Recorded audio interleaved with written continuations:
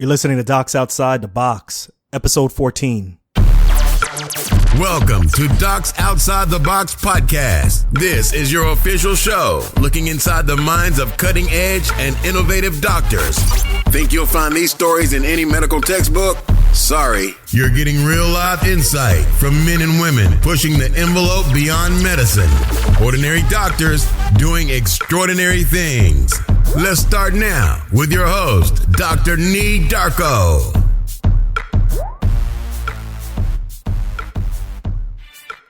Welcome back to another episode of Docs Outside the Box. I'm your host, Dr. Nee Darko. And look, don't worry. I know a lot of people have been wondering where the show has been. The last episode was well over a month ago. Don't worry, the show's not going anywhere. The show did not go on hiatus. But as you all know, I'm a trauma surgeon, and sometimes I got to live within the box, and I got to make that paper. I got to pay off loans. Hey, I got to do what we normally do to just kind of make things happen. So, I've been busy. But I'm back, and I've gotten emails, feedback, Twitter, tweets from people who are saying, hey, is the show coming back? And obviously the show is not going anywhere, and I'm back. So, I just want to thank you all for the feedback, for the concern. I really appreciate all of that stuff. And also just some of the inspirational messages that I've gotten via all different modes of social media about the show and what it does and how it makes people feel. So thank you so much. I really appreciate that. But the good thing is that I have an amazing backlog of interviews that are waiting to be produced, waiting to be uploaded for you all to hear. I've also had some time to reflect on things like, one, creating an actual schedule for the show. So I know I'm averaging about 2 episodes a month, but I'm thinking about actually creating a schedule where, maybe every Wednesday or every Sunday or every Monday, the show will come out. So that's something that I'm working on actively right now. Also, the website, if you've been to the website needs some work and needs some updating. I'm going to be working on improving that. I'm going to also be working on an ability for guests to leave a question, for people who are interested to leave a question that I can answer on future Ask Dr. Darko shows. And then also I am considering getting some sponsors for the show. So got to pay the bills, and it cost me a little bit more money than I anticipated to put out each show. So I'm thinking about getting sponsorship for the show. If there are sponsors who are interested, hit me up. So overall, look, the other things that we've done on this show is silently we've passed 10,000 downloads a lot earlier than this month and last month. But sometime in the month of August, September, we passed 10,000 downloads, which is something that when I first started the show, I did not think we'd even get to that point. When the show first started, there was a lot of crickets. And to get to a point where we're past that point and we're moving towards 30,000, maybe even 50,000 is something that I wasn't expecting. And it makes me feel good. And I really appreciate all of your support. Each and every one of you all who have listened to the show, who have talked to other people, who have subscribed and shared this show. It really, from the bottom of my heart, I want to thank you all for doing that. So please keep the emails, the tweets, the Facebook messages coming. Also, the feedback on iTunes, Stitcher, Google Play. Keep all of those reviews coming because I read them all. And trust me, I really do get inspired by each and every message. So some things, other things that have happened since the last time we've had the show is we have a new president-elect. So I'm going to leave it to you. I'm going to leave it like that. Whatever your thoughts, whether you are, for whatever the results of the election or against, the results of the election, it is what it is. And that's something I just wanted to quickly bring up. So leave fire on my comments if you have any feedback on that. Other things obviously were, for me, I grew up in Queens, in a small part of Queens called Lefrak City, right near Shea Stadium. And that's not too far from where, some of the greatest rap hip hop heads grew up, like a Tribe Called Quest. So Tribe Called Quest dropped their new album. It's called We Got It From Here. Thank you for your service. And I'm just playing that on repeat multiple times. And it, when their major albums came out, I was in the Newark area and I just remember listening to this album, and it just kind of brought me back to a time when I was on the bus at 25, going from where I lived to taking the bus to high school, and, just listening to true hip hop and just really being focused on lyrics and not too many hooks. And this is an amazing album. I'm not going to say it's as good as the ones that came out in the 90s, but it's still a classic. It's a headbanger. I love it. You guys should go out there and cop it. My top songs right now are obviously The Space Program, We the People. I'm feeling Melatonin, and I like Kids a lot right now. So if you guys are feeling it right now, if you're not feeling it, you need to go get it. But if you're feeling it, tweet me, message me, let me know what are your top songs from the album, okay? I've had some people text me and say, you have the weirdest transitions. I do, but hey, I'm just going to go with it. But look, my next guest, my next guest is a podcasting veteran. If you haven't heard of my next guest, his name is Ryan Gray. If you haven't heard of him, you're literally living under a rock. He runs the very famous, popular website called the Med School Headquarters, which is a website that, according to him, quote unquote, takes relevant pre-med topics and creates a one-stop shop for you to quickly get the information you need, end quote. He's got a following of thousands, pre-med students, med students, and he is the host of not just one, not two, not three, but I think actually 4 podcasts. And all of these podcasts are actually focused on helping pre-med students make smart decisions during the application process to medical school. Besides the host of numerous podcasts, as well as running this website, he also is an author. His book is called The Premed Playbook, Guide to the Medical School Interview, which you can get right now on Amazon as a paperback, as well as on Kindle. But it's a compilation of over 50 interview questions and answers that pre-meds can use to crush their interviews. He even provides one-on-one coaching for pre-meds. Pretty impressive. So Dr. Gray did his undergrad at the University of Florida, graduated from medical school in New York at the New York Medical College, and did an internship at Tufts Medical Center. And from there, he became a flight surgeon, which for you all who are not familiar with, Dr. Ryan Gray and I were going to get into more of the depth and details of what exactly a flight surgeon is. But he became a flight surgeon.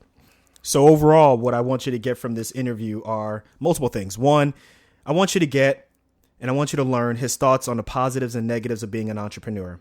I also want you to really listen to why he stepped away from clinical medicine and decided to run the medical school headquarters full time.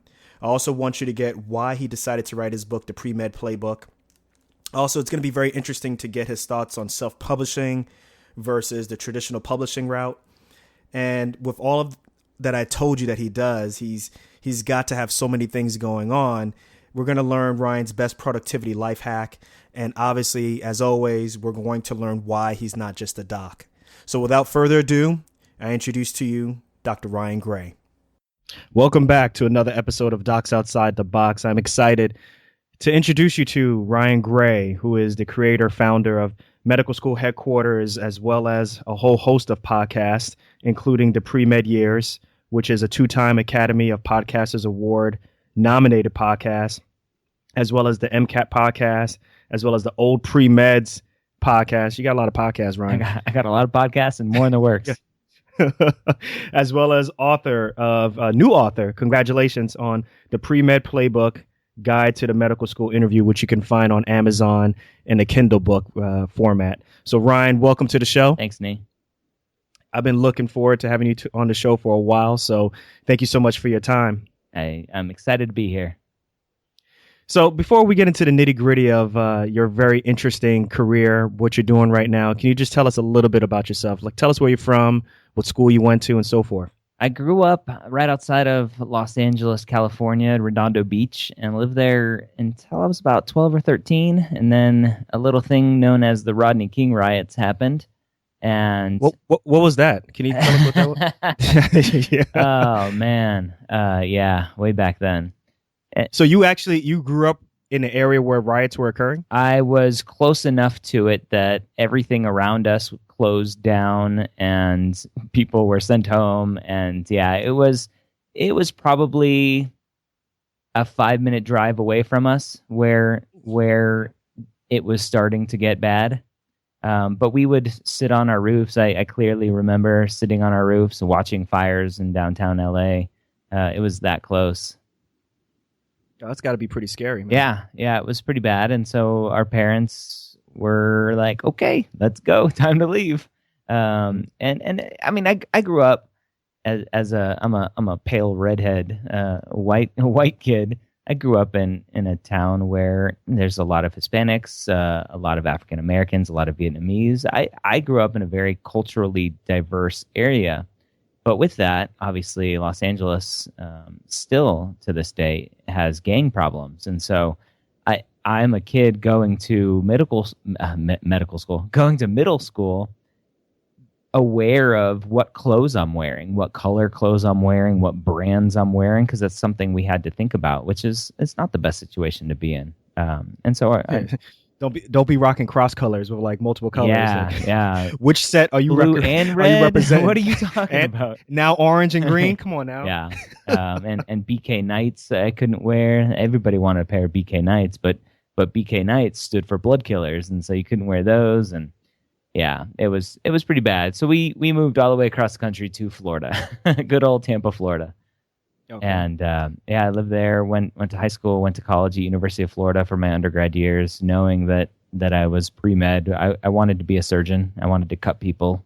And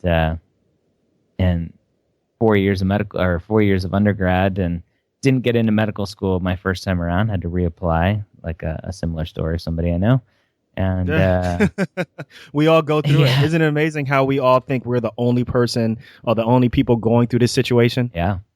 It's crazy. It's not unusual with an acceptance rate nowadays of 39% for all applicants. It's more of the norm than the acceptance. Mm-hmm. So that's a little bit who I am, and I'll let you ask some more questions. Sure. So you went to med school out where? University of Florida? I wish, man. I wish I got 4 more years of Florida Gator football. I applied my first time, got an interview, didn't get accepted, and I think I'm pretty sure I applied my second time too, and didn't even get an interview the second time. So I must have screwed that one up. But no, I went to New York Medical College, a private. Is that Valhalla? Private school in Valhalla, New York. Yep. Okay. All right. Viking town. Okay, and then from there, where'd you do your residency at? I did not do a residency. So I went through the HPSP scholarship through the Air Force. I don't really understand. I don't remember my initial reasons for approaching the Air Force to pay for medical school, but I know I did it the first time when I applied and didn't get in, and I did it the second time and I got in and I was accepted for the scholarship, and so the Air Force was able to dictate what I did for a specialty, or what I couldn't do for a specialty, really. And I wanted to be an orthopedic surgeon. That's really all I wanted to do. And they said, nope, we don't need you to be an orthopedic surgeon. And so I was told to apply for a 1-year internship, and I did that and did a transitional internship through Tufts up in Boston at Lemuel Shattuck Hospital, which is an awesome hospital for all kinds of interesting reasons. It's an indigent population. It's the Department of Corrections hospital, so you get to see lots of cool stuff. So I'm sure you saw a lot of crazy pathology. Yeah, a lot of crazy pathology, a lot of crazy ingested materials that they sent to me to take out. Yeah, razor blades and pencils and all kinds of fun stuff. And then eventually you became a flight surgeon. Yeah, so after my internship, I reapplied again through the military to say, hey, I still want to be an orthopedic surgeon here. And they said, nope, we still don't need you to be one. Go be a flight surgeon, which is the general path for a general medical officer who is healthy enough to be a flight surgeon. So you have to be healthy enough to fly and be up in the airplanes and do all that fun stuff. So you have to meet some medical requirements. And at that point, I was, and so they made me a flight surgeon, and yeah, that was a good time. Now, we have some medical students who listen as well as some pre-meds. So can you tell them or explain exactly what a flight surgeon does? Well, it's in the name, obviously. You operate on airplanes. Oh, yeah. Okay. but not really at all. So you're not a surgeon. It's just a really cool name from the old days where everybody in the military as a physician was called a surgeon. you are basically the way I explain it is you are a family practice doc for pilots, for navigators, loadmasters, anybody that's working on the planes or has any sort of interaction with aircraft and other special jobs in the military that they want a flight surgeon to be taken care of. It's a much more personalized experience. The rapport that you have to build with the patients is completely different than a normal patient-physician relationship, because as a pilot, as somebody who's flying an airplane, it's every time you go to the doctor, your career is in the balance, and any diagnosis, any bad diagnosis, any little diagnosis may ground you for life or ground you for a little bit. So it's a very interesting career, and I actually loved it. I've always had a fascination with airplanes, and so when I went to my first duty station, I got my private pilot's license because it's the thing to do. And so I love flying. I loved being a flight surgeon, and I thought I was going to make a career of it, but some other things happened and plans change. Can you speak more about that? What happened? What life-changing event happened? A little lesion in my spinal cord at C2 and two other little lesions a little bit lower, and a diagnosis of MS. So MS is one of those where you're diagnosed and immediately you are no longer allowed to go up in an airplane. And it's a stupid rule, especially for a flight surgeon where I'm not actually flying the aircraft, but it's a rule that they had. And so that ended my ability to go up and fly with the air crew, which in my mind is instrumental to being a flight surgeon. The Air Force didn't have a problem with me sticking around and working as a flight surgeon and not flying, but I felt that I couldn't do my job as well and couldn't build a rapport with patients as well without flying. And there were some other things. That was the first thing that started me to get thinking about getting out of the Air Force, and then some other things happened, and I think I was just more open to leaving at that point, where small little frustrations turned into big ones, and I was like, okay, it's time to go. So would you say you were kind of forced to think outside the box, or was this something that you were, particularly with the podcast? I know you started the podcast around the same time that you were a flight surgeon, so obviously you were doing things different than what most other people would do, but with this diagnosis at hand, were you kind of forced to make certain decisions that you really weren't considering before? I've always been an outside the box thinker. I've always been a creator, tinker, builder. And the podcast started 2+ years before my diagnosis. So I had been working on this side gig for a while and building that up. And the decision to leave the Air Force was made easier because I had already thought outside the box. So it didn't necessarily force me to, but it helped me because I already had this established thing on the side. Audience, listen carefully to what he's saying. So when you created this podcast, obviously it's diametrically opposed to what you're doing as a flight surgeon, right? I mean, you're taking care of people at their sickest. I'm sure it's very busy. What led you to create the podcast, and which one did you create first? So the Premed Years is my first one. It was initially called just the Medical School Headquarters Podcast.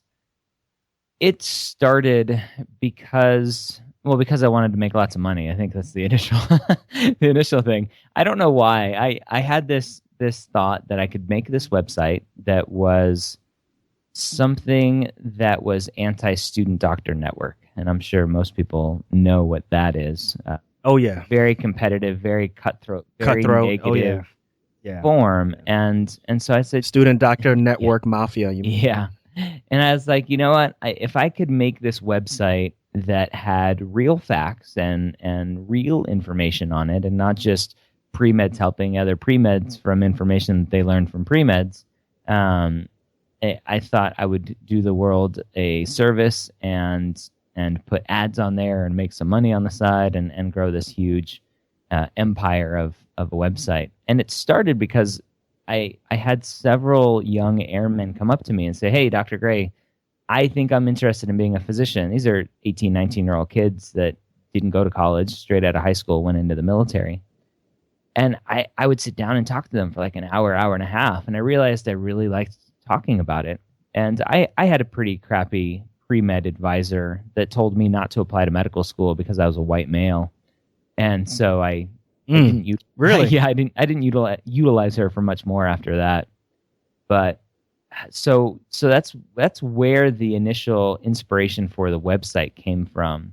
And so we started writing articles for it. And when I say we, I mean my wife as well. She's a neurologist. And we were living apart at the time. I was stationed in Delaware. She was doing her neurology residency up in Boston. And so on train rides down or flights down, I would give her articles. I'd give her assignments to write, and she would write them. And that's where it all started. And then the podcast started probably 7 months later. How did it go when you first started the podcast? Any bumps in a row? Was it all smooth? Of course, it was perfect. Yeah. I had millions of listeners immediately, and I recorded 3 episodes and sat on them for a long time. I didn't do anything with them. That sounds familiar. That was me, actually. Yeah, I just wasn't happy with it. It didn't sound right. I was scared. Obviously, is the driving factor, the biggest driving factor behind it all. And then I had a coach that was like, "Okay, what are you waiting for? Just do it." I'm like, "Okay." Wait, hold on. You said you had a coach. Yep. Explain. Business coach. What does that mean? I hired a business coach because I am a person that I have lots of great ideas, and I tend to do well acting on them on my own, but I need a little kick in the pants sometimes. And so I used to be a personal trainer, and I went to undergrad. My degree was exercise physiology. I worked at a gym. I managed trainers, and most of the clients that I worked with were healthy people that knew how to work out, but they used me as an accountability partner. And that's what my coach was for me, was I would be able to get on the phone with him at the time, and then it was a her later, 2 different coaches, and talk about what I'm struggling with and what I was thinking about doing. And then they would give me basically homework for the week and say, okay, these are the things that you need to accomplish. And it was easy for me to move forward with that sort of structure. I haven't had a coach in probably 2 years. I've used other means of getting that accountability, but I think I need another one soon. Based on what I've seen online and in various other media, coaching, personal coaching, business coaching has exploded. And as a matter of fact, I've had 2 coaches or personal coaches for physicians on the show. Episode 3 with Dr. Dre. I don't know if you got a chance to listen to that one. And then I just released episode 10 with Dr. Michelle Mudge Riley. And it looks as though more and more doctors are considering coaches or someone from the outside to come and kind of guide their thoughts and mold their thoughts. How, looking back now, did you think that accountability was very helpful? Do you think that you kind of could have done it by yourself? Speak more about that. I probably could have done it by myself, but I wouldn't be where I am if I would have gone alone. It would have taken a lot longer, and I would have made a lot more mistakes. If you just sit back and think about the world in general, and the perfect example are athletes. You look at world-class athletes, they have coaches. You don't have Michael Phelps, who's this world-class swimmer. He doesn't go alone and swim in the pool. He has a coach that's helping him hone his skills and get better at what he does. It's not him alone. The best hitters in baseball have coaches that are constantly tweaking their swings. They're not doing it alone. And so I'm a firm believer that everybody should be able to take input from an outside person, whether that's a coach or a consultant or a colleague. We always think that we're doing everything to the best that we can do it. But there's a saying that I like to use, and I can't think of it off the top of my head. It's something like, are you doing it the best way possible, or are you doing it the best way that you know how? And there's a huge difference there. And we get stuck in how we know how, and we oftentimes ignore the best way how. Now, speaking of coaching, so besides the 3 podcasts that you do, besides running the website, now besides being an author, congratulations on that again. You also coach, right? Don't you coach individual pre-meds? I do, yeah. So I coach them through applications. I do personal statement coaching and mock interview coaching, interview prep coaching, and that's been a blast. How long have you been doing it? I've been doing it one-on-one for a little over a year. Once I left the Air Force, I started doing it one-on-one. Before then, I had a group coaching website, a membership site that I ran, but I closed recently. It was successful because it had lots of students in it, but I never was able to put the time and effort into it that I wanted to because I was still working full time and dealing with a toddler and lots of other things. Take us through your typical day, because obviously you have a lot of things going on. Obviously, father, husband, working on these websites. Take us through a typical day. What's it like when you wake up? So I wake up, I make sure the wife is ready to leave out of the house. I get her breakfast and lunch ready to go. Give it a kiss in a lunch bag give her or the lunchbox. Give her the brown bag and tell her to have a great day. And it depends. Right now I'm in the middle of training for a half marathon. So this morning I had to get up and run 3.5 miles. What? Yeah, it's fun. Not really. I'm trying to get ready to. Some of my college buddies, they asked me to run an 800, but we're training to all break 2 minutes in the 800. So yeah, I'm trying to get in shape just like you. Yeah. Yeah. Hamstring on the floor and Achilles torn up. Yeah. Exactly. So I do that, and then my work day starts around 9. That's when I first have calls, and I actually just changed my schedule recently. I used to do 3 days a week of calls and interviews, and then 2 days where I would work on projects and other stuff. And I would find that I never really had time to work on the big projects, and so I changed my schedule, and I changed it again, and so I'm tweaking my routine to try to fit in the amount of clients that I have, but also work on the big projects like my next book and videos and other things that I want to work on. But right now on my call and interview days, like today, I have my interview with you, and then I have 4 mock interviews with students, 45-minute mock interviews. So it's a lot of talking today. Now, what you do, obviously, in terms of your influence on pre-meds, and obviously you're helping so many pre-meds reach their dreams. You have a huge influence on them. I'd like you to contrast that with being a flight surgeon. And I'm going to ask you a hard question. If it was a perfect world, if you could continue your work as a flight surgeon versus doing what you're doing now, be honest with me. Tell me, what would you do if you had the opportunity to choose it? I would do what I'm doing now, without a doubt. I think I loved being a flight surgeon. I loved the relationships. Love the honesty, man. with my colleagues. I loved the patients, but the freedom of doing my own thing is amazing. And knowing that every day I get the choice of what I want to do and what I choose to work on and choose to build. And I think that is unrivaled. I think it's funny. I think a lot of people, at least from me, my perspective, but I'm sure a lot of physicians, one of the big attractions, obviously besides doing something that's very noble, is you feel like you are autonomous, like you have the ability to make decisions on patient care and do things that, are based purely on your decision-making skills. You're not going to be influenced by anything other than what happens with the patient. But obviously, with the way how the current healthcare system is, it's, for the most part, not really that way, so to speak.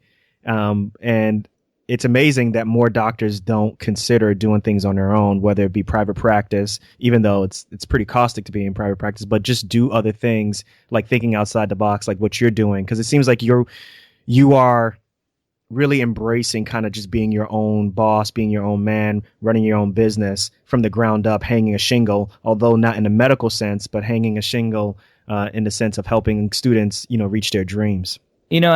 What I do and what other entrepreneurs do, not everybody is cut out for it. That's what makes it great. I think everything in this world, some people like and some people don't. And my wife, who works for Kaiser, she has a set schedule. Every day she knows she's seeing about 10 patients a day, and she knows she has to be there at 8:00 and she leaves at 5, and she loves that schedule, that routine. She loves that structure. She looks at what I do and she's like, I couldn't do that. I wouldn't know what to do. I would struggle. I would flounder in that situation. So just because I like doing it doesn't mean that the next person coming along and thinking, wow, I could do that too, it doesn't mean that they are cut out for it and will thrive in that situation. Now, since we're still on the topic of entrepreneurship, in order to be an entrepreneur, for the most part, it's good to see some type of profit. So I'm going to ask you a hard question. Comparing how you were doing as a field surgeon, or excuse me, a flight surgeon, to how you're doing now, can you compare and contrast I guess, how well you're doing financially? Is it the same, similar, worse, better? Well, I'm a year into it, roughly. And I think this year I will make maybe 2/3 of what I made as a flight surgeon, which for 1 year out, I'll take as a huge win. I think eventually as a flight surgeon, we're paid well. And you can go and look up. It's public knowledge what military members make. But I think I made maybe $125,000 as a flight surgeon, and so I think this year I'll make 2/3 of that, and then next year hopefully I'll meet or exceed that. Right. So there's no limits on what you can do right now. The sky's the limit. There are no limits. Absolutely. Now with the Premed Playbook. Your book, which is the guide to the medical school interview, which you can get on Amazon right now. Why did you decide to write a book? How did you do it? Take us through that process. Why did I decide? Because I'm crazy. A book I think is just a natural progression of getting your name out there, getting your information out there. Not everybody's going to listen to my podcast. Not everybody's going to read my book. Not everybody's going to read the website. So I think for somebody like me who sells information, I need to be able to put information in lots of different forms. And a book is obviously one of those popular forms. And so I started doing some research and seeing what was out there. There's obviously a lot of interview books out there already specific to medical school. And one of the things that you're taught when you're interested in writing a book is go to Amazon and go and look at the 3-star reviews and see what people are complaining about. The 3-star ones are typically the most honest ones. And most of the complaints for all the books were that the books were basically just a list of questions, possible interview questions, which you can go and find anywhere. And so I had been doing mock interviews for a while, and I said, you know what people want, they wanted like concrete examples of people answering questions and feedback on that. I was like, well, I already have that. I've been doing mock interviews. And so I spent a lot of money having my interviews transcribed, obviously after getting permission from the students to use them. And I put that into a book with an opening section talking all about the interview process and how to succeed and what to avoid. And I do have a list of questions in there as well, because it's an interview book. You need to be prepared for questions. And then I have the third section is all questions that I have answers from students, and then the feedback that I give them. And I think that's the most valuable aspect of it. And then how long did it take you to write that? Many, many months. I probably started writing it in probably October, November of 2015, and I published it in August of 2016. So it took a long time to actually get it all together. And I wasn't working on it all the time in that period, but I worked on it here and there. Now, I mean, I always hear horror stories about trying to find a publisher, getting published. You actually have a publisher who's backing you on this, right? This is not a self-published book. It's self-published right now, but I do have a publisher, and it came from a relationship. And I think I'm a firm believer in your network and who you know. And I had a friend come into town that I had met through other podcasters, other friends. And we met at a podcasting conference in person after knowing each other online for a while. And he came into town for a conference, and I picked him up, and we went to a meetup that was going on, and we talked, and I told him everything I was doing. He's like, I do a podcast for a book publisher. I think you might be a good fit for them. And so he put me in contact with Cha-ching. with an acquisition editor, and I talked to her for a couple hours and sent her my manuscript, and she's like, we want you. I was like, okay, here you go. So it's interesting. I don't think having a publisher is necessary these days, but people are self-publishing like crazy right now. Yeah, and honestly, I would probably make more money self-publishing, but the option of getting into bookstores for my audience, I thought was necessary. And just through my thought processes, I was like, you know what? My audience is college students. That's who my main audience is.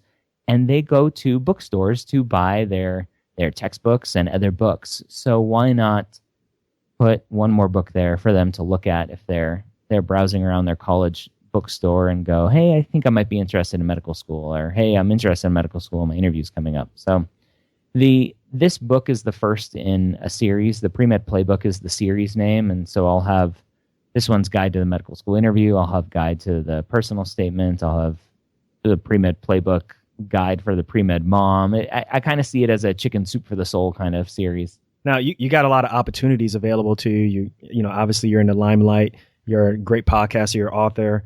I'm sure you've gotten a lot of opportunities thrown at you sometimes at the same time. Have you had to learn the ability, the power in saying no? Or do you pretty much never turn down an opportunity because, basically a FOMO, fear of missing out?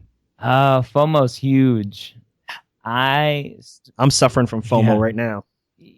Saying no is one of the hardest skills to learn, and I still struggle with it now. Like I got an email late last night from somebody who wants to squeeze in 2 mock interviews with me in the next 2 weeks, and my schedule is thankfully pretty full. But I have days that I have blocked off to work on other things where I'm like, you know what, I could do one interview on one of those days. It's not going to hurt me. And do I do it? Do I not? I actually haven't responded back to this person yet. I don't know. It's hard. It's hard for 2 reasons. Obviously, monetarily, I'd be turning down money. But I also want to help these people. They're reaching out to me for help. And it's kind of the physician in me, right? It's like, I'm here to help people. And if I can take an hour away from working on other things and help a student prepare for their dream interview, then why not do that? Appreciate that. Love it, man. Now let's do some quick, fast questions because we're getting towards the end of the interview. You game? I'm game. All right, let's do this. So what's one thing you want listeners to learn from this podcast? That there is no one right route. If you're going down the path as a pre-med, as a medical student, and you're questioning your decision, it's okay to step back and rethink your process. If you're working as a physician right now and you're feeling burnt out, there are so many things that you can do as a physician outside of clinical practice that it's okay to take a step back and think differently. That's what I'm talking about. Listen to my podcast, guys. Listen to Ryan's podcast. I mean, there's so many different examples of living outside the box. So I appreciate you saying that. What's your best productivity life hack? Get your calendar under control. Get your your to-do list under control. I still struggle with this day in and day out of utilizing my to-do list to the best of my ability.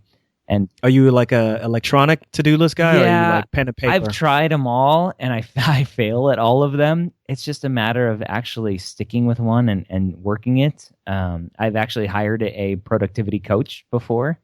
Are you serious? Yeah, I really? I'm telling you, coaches are where it's at. So if you're struggling in one aspect of your life, I'm sure there's a coach for that.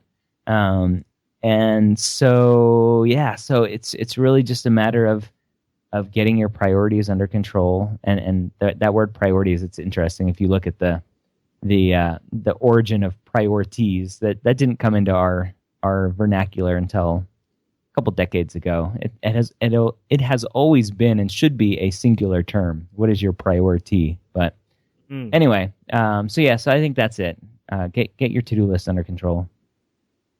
So knowing what you know now, right? You've gotten a chance to go back in time. I don't know. I was watching Back to the Future yesterday anyway, but yeah, you get into DeLorean, you go back and you see a young pre-med version or even a med student version of Ryan Gray. What's the best piece of advice you're gonna give him?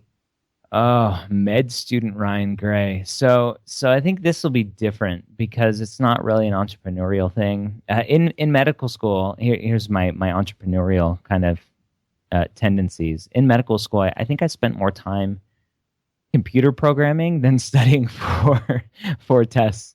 I was a huge programming nerd, and I actually wrote software and sold it to a company my internship year. Really? Yeah, and I think I was miserable during medical school, at least the first 2 years. Why? Tell us why. I had taken 3 years off of school, and so I forgot how to be a student. But then I came in very close-minded, and we're studying biochemistry, and I'm like, I want to be an orthopedic surgeon. Why the hell do I need to know biochemistry? And I want to be an orthopedic surgeon. Why the hell do I need to know histology? I want to be an orthopedic... Like, anatomy, I crushed. I loved anatomy. But everything else, I'm like, why do I need to learn this? I want to be an orthopod. I was the typical, like caveman orthopod. Like, just give me bone, let me fix... So the blood vessels are just for carrying antibiotics to the bone. Exactly, and blood to the bone, and I feel nutrients. You. You know, that's all it's there for. And so I think knowing what I know now, I would be more open-minded and realize that everything is there for a reason, and to just go with it. And yeah, I love that answer, man. That's good. Is there anybody online, anybody on TV, anybody on social media, just anybody in general that you admire? Oh, that I admire. My wife, is that a good answer? That's a good answer. She's working full time, bringing home the bacon. I wouldn't be able to do what I do without having her support. We have a special needs daughter, and so that adds a whole nether level of stress to our life. And she's a rock star with what she does. So that's who I admire. Love the answer. Now, the last question / statement that I want to present to you is something that I present to all of my guests. It's a sentence. It started off as a hashtag. It's I'm not just a doc. I'm a, and you can use whatever adjective, whatever you want to use. 1 word, 2 words. I've had some people slash all the way through it. So I'm going to present to you Ryan Gray. I'm Ryan Gray. I'm not just a doc. I'm a thinker. I'm a doer. I'm a creator. That's what I'm talking about. I like that. Love it. Love it. Hey, Ryan, can you tell us a little bit more about Med School Headquarters? This is your opportunity to advertise and let us know all about your shows, about your book, or anything that we didn't get a chance to cover on the show. So the tagline that I use with the Medical School Headquarters and in my Premed Years podcast is collaboration, not competition. My goal is to show people that if they want to be a physician, they can. It might not be as easy or as fast as they want to be, but there is a way to get to medical school if you want to work at it and collaborate with your fellow classmates and fellow students. And the goal really is to to start that collaboration as a pre-med, because it doesn't exist now. I'm slowly, hopefully, chipping away at that. But students need to start building those skills now, because as medical students, you'll need them. And as physicians, you definitely need them. And I think building those skills now, my goal, it wasn't my goal to begin with, but as I've seen what I've done grow and the impact that it's had, I believe that what I'm doing, the students that listen to me on a weekly basis on my podcast, they will be physicians and be less burnt out and be happier and be better colleagues and better physicians for their patients. So that's what I'm doing at the pre-med years, just 1 week at a time, helping students understand what it's like to get into medical school, telling stories of non-traditional students who have struggled on their journeys to medical school. And yeah, I have the 3 podcasts, like you said, and I have a couple more in the works. Ryan, I just want to take a quick opportunity to acknowledge you for what you're doing. What you're doing is amazing. You are having such a huge impact, not just on the physicians or at least on the pre-meds who want to become physicians, but literally you are affecting the physician population for years to come. So I think you need to be acknowledged and applauded for that. But I also want to acknowledge you for thinking outside the box and using positivity and, as you say on your website, collaboration to encourage people to become physicians. So I just want to say thank you for what you do. I acknowledge you for what you do, and I can't wait to see what you're going to do over the next 5, 10, 15 years. Keep up the great work, man. Thanks, Nee. Thanks for being on the show. Yep. And that's a wrap. Episode 14 is officially done. I actually had a lot of fun talking and interviewing a fellow podcaster, obviously someone who has a lot more experience than me, but I actually had a lot of fun. So, you know what? I'm actually looking forward to your comments on this one.